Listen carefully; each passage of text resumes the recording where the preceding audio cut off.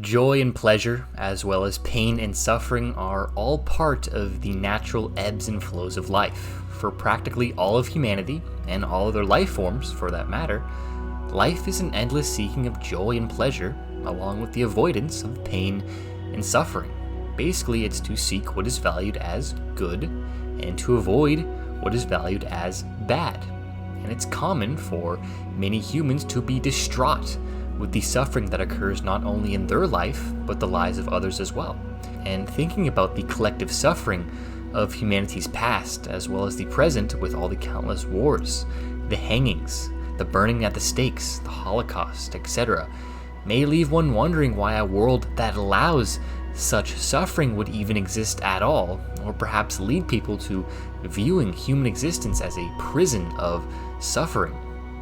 But despite all the suffering that has occurred, and still does occur, I believe it is important not to dwell on suffering, not to hate suffering, but to actually accept it and embrace it as an aspect of the human experience because, well, suffering is the number one catalyst for growth, both individually and collectively.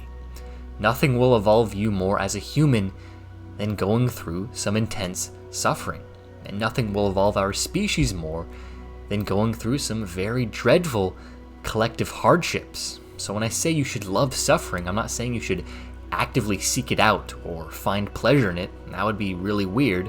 What I mean is that you should embrace the natural suffering, not push away, not deny, but to feel and move through fully, which will arise naturally as you live life as a human and actualize your purpose on this earth. So now to talk more about the fundamental nature of suffering, let's talk about this self that we all believe we are. Our ego, our conceptual identity that exists solely within our minds, is something that we've spent our entire lives creating. Throughout life, based on our experience and our survival circumstances, we've accumulated a web of thoughts based on both genetics and conditioning that we believe to be us, to be me. And the goal of this ego web is to seek out the things that are good for it, which comes in the form of defending or upgrading the self.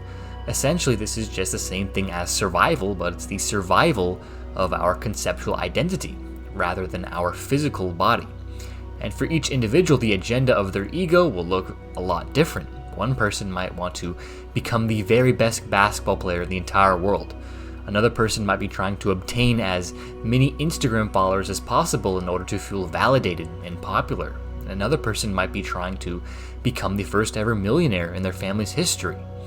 But whatever it is, suffering always occurs when the self's agenda is not lived up to. So the ego will view suffering as a sign of failure. I failed to be happy. I failed to live up to my ideals. I didn't achieve my goals. I'm inadequate. I'm a failure, life sucks, and as long as you're living in ego, which the vast majority of humanity is, then it's literally inevitable that you're going to suffer, whether that's very intensely or just on a very small scale. Because when the ego does achieve its goals and find success in whatever domain it's interested in, it's not long before the ego goes out and creates a new agenda, a new narrative for itself that it feels the need to live up to. And none of this is a bad thing, as I emphasized earlier. Suffering is a necessary component of life for each person. I personally view suffering as the catalyst for increased consciousness. Very intense suffering, such as enduring a very difficult hardship, having a loved one die, or going through a major breakup or something else of that nature, may collapse the house of cards that is your ego, because it really is a house of cards. Most people don't realize this. Pull out something that the self is highly dependent on, the whole thing comes crashing down and you go into a crisis-like state. And I'm willing to bet that for those who have had their house of cards that is the ego collapse, that after that suffering had passed, after it had exhausted itself fully, that you're able to rebuild that house of cards into a much greater house than before. A more durable house, maybe a more compassionate house, a more wise house. And those three things I just said are the primary benefits of suffering, both individually and collectively. Suffering increases resilience, compassion, and most importantly, wisdom. You can't develop yourself in a significant capacity while you're living in ease and quiet. If your life is all roses and daisies, how are you going to be able to deal with hardships? It's only through the experience of suffering that is endured as we go through life that we build resilience to suffering and hardships, which gives us the ability and the confidence not to be deterred from whatever it is that we want in life. You know how young children come into this world and they cry and they whine at every minor inconvenience? Well, that's because they haven't built up that resilience to suffering. They're being completely ruled by their unconscious. Their biology wants one thing, and then when that desire is not met, they don't know any better than to kick and scream and cry as a reaction to that suffering. So really, a large part of what childhood is about is just building resilience to suffering, so that when they're older, they don't throw a tantrum and have their day ruined by tiny little things, because in real life, as an adult, tiny little things go wrong every single day, and life will demand that you work through it. So it's all a maturation process, and this maturation process can still continue long after you've surpassed childhood. And are you also aware of how young children are also very selfish? Young children can be major assholes because they don't have a high enough capacity to think about others. They're just not developed enough. They have an impulse in their consciousness, and they want that impulse to be gratified immediately, so they don't care much about others' well-being when it comes to gratifying that impulse, which is why another major part of child development is being able to recognize your own suffering in other people so that you start acting in a way that does not make others suffer. So a leap in development for a child would be like sharing a toy with someone else, because he recognizes that both of them want the toy, and both of them will be sad and suffer if they don't have the toy. So in order for both of them to be happy, they need to share the toy together. And I know this is just an example of childhood development, but I firmly believe that being able to empathize, which is the ability to understand the viewpoint and suffering of others and also generate compassion in light of that, is again an ability that is cultivated throughout one's entire lifetime on deeper and deeper levels, long after you've surpassed childhood. And to be able to do this requires that one goes through some suffering of their own. And I don't think people appreciate enough how important these things are when it comes to producing not only a high-quality human being, but a high-quality, healthy society.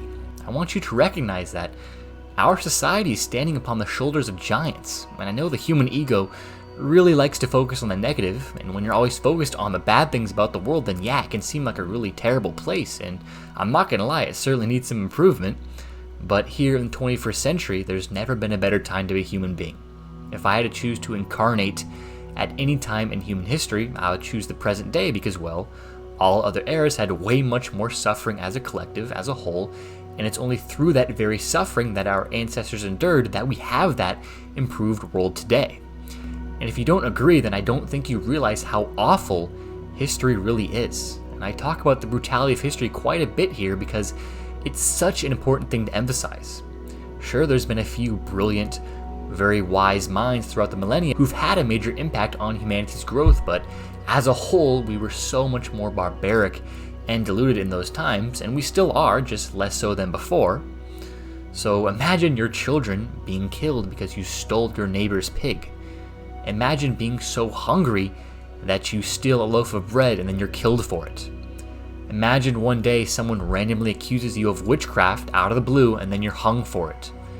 Imagine being a slave your entire life, forced to work all day every day, probably malnourished, beaten, with no hope of ever getting free. Imagine your entire town being raided and taken over because some warlords want to expand their influence. Imagine being hunted down simply because of your religion or your nationality or your race, something that you really can't even control. Barbarism such as this characterized the old world, and sadly some of it still happens in some regions today, but we can only break out of our barbaric tendencies by first living through the tragedies that arise as a result of them. And through all of that, that's how wisdom is cultivated. And wisdom can only emerge through suffering, because when things are going well and life is great, we never stop to ask questions about our lives. It's only when something goes wrong and we start suffering that we're snapped out of our mindless state and we actually begin to reflect on our experiences. So I guess what I want you to get out of this video is that suffering has its purpose, both on the scale of every individual life and also the scale of the entire species. You can only be sitting here Watching this video on your device, all cozied up in your room with plenty of food and clean running water because your ancestors once lived in worse conditions, they suffered because of those conditions, and then they fixed that problem that made them suffer. Everything you take for granted, everything that's so great and comfortable in your life, was not so great in the past. And there's still so much that sucks today, things that make you and others suffer a lot, but I have full faith that as time continues, we'll solve our problems and we'll look back on 2021 and be like, oh my god, life in 2021 sucked. Oh my god, the wealth disparity was so bad. So many people were wage slaves and had to work all day, every day just to survive. And racism, oh my god, they still had racism in 2021. How barbaric of them.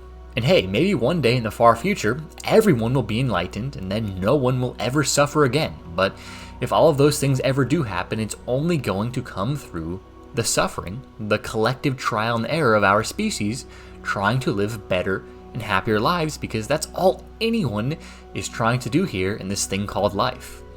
And that's really all I wanted to say in this video. I hope you love suffering now. I hope you look at your hardships right in the eye and move and feel through them fully, because it's through those hardships that you're going to become a more resilient, loving, compassionate, and wise human. And humanity needs more people of that nature. So leave a like, drop a comment for that algorithm boost. Follow me on Instagram, send me a DM. I promise you I will respond. And if you wish to support my work on a deeper level, I do have a Patreon with various different tiers and perks on there. And as always, guys, have a great day and peace.